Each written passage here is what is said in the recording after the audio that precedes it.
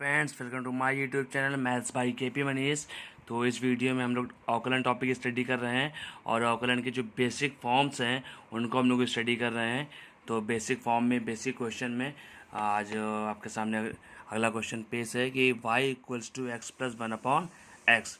ठीक है ना। इससे जो बेसिक क्वेश्चन है, इसके पहले के जो बेसिक क्वेश्चन है वो मैंने वीडियो डाल रखी है, आप जाकर देख लीजिए। और उसी सीरीज में ये अगला क्वेश्चन है जो एक नेक्स्ट लेवल पर क्वेश्चन है। ठीक है, तो चलिए स्टार्ट करते हैं। y equal to x plus one upon x कैसे सॉल्व करेंगे? y equal to x plus one upon x.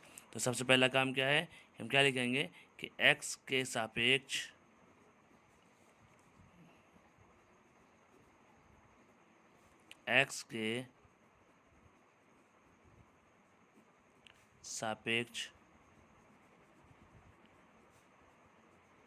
अवकलन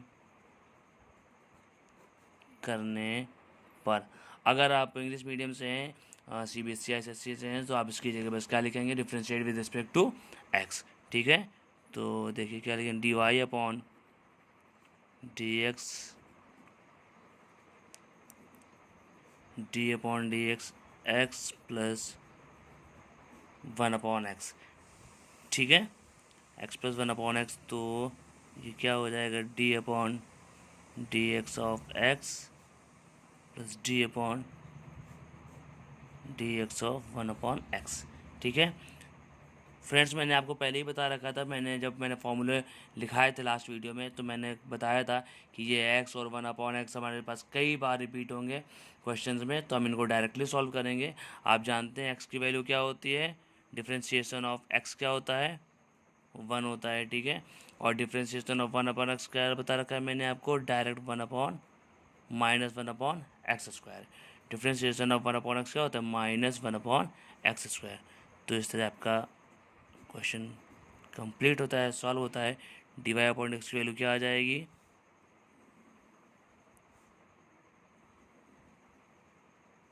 one minus one upon x square. ठीक है, चलिए दोस्तों नेक्स्ट क्वेश्चन लेते हैं। y equals to a x square plus b x plus c. इसके पहले आपने जो भी क्वेश्चंस किए उसमें क्या होता था कि हमारे पास सिर्फ सिंगल वैल्यू होती थी, जैसे कि ए एक्स स्क्वायर हो गया या सी हो गया, है ना, सिंगल वैल्यू होती थी। बट यहाँ पर क्या है कि हमारे पास दो दो या तीन वैल्यूज एक साथ आ रही हैं, वो प्लस से या माइनस से किसी प्रकार से जुड़ी हुई रखी है।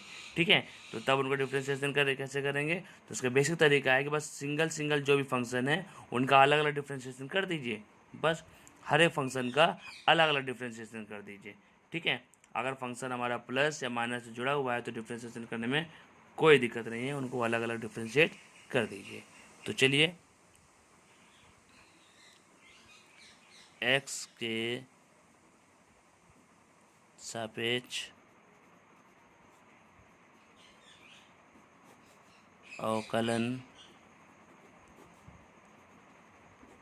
करने पर, x के सापेक्ष अवकलन करने पर तो क्या हो जाएगा, dy अपॉन डी एक्स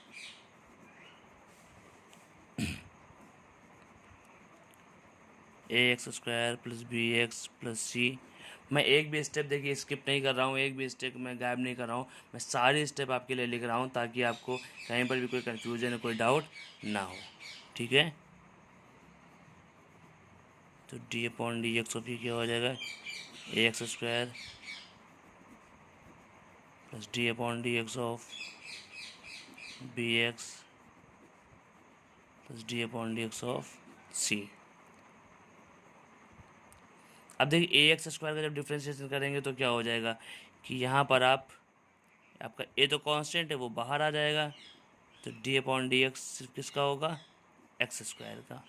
फिर यहाँ पर जो बी है वो भी कांस्टेंट है, तो वो भी बाहर हो जाएगा, तो डी अपॉन डी एक्स सिर्फ किसका होगा, एक्स का। और इसको हमने ऐसे ही लिख दिया। ठीक है, अब देखिए फ्रेंड्स, एक्स स्क्वायर का डिफ्रेंशिएशन करेंगे तो क्या हो जाएगा, ये दो पावर आगे आ जाएगी और एक्स में से दो में से एक कम हो जाएगा, फिर से देखिए एक्स आ गया है, हम जानते हैं एक्स का डिफ्रेंशिएशन 1 होता है। सी तो इसके साथ एक्स तो लगा नहीं है, तो ये जो कॉन्स्टेंट ट्रीट होगा, तो ये क्या हो जाएगा, इसका डिफ्रेंशिएशन 0 हो जाएगा। तो इस तरह अब एक अगले स्टेप में क्या करेंगे, एक मल्टीप्लाई कर दीजिए, तो ये क्या हो जाएगा 2a और x प्लस b। तो इस तरह से डिफ्रेंशिएशन क्या हो जाएगा,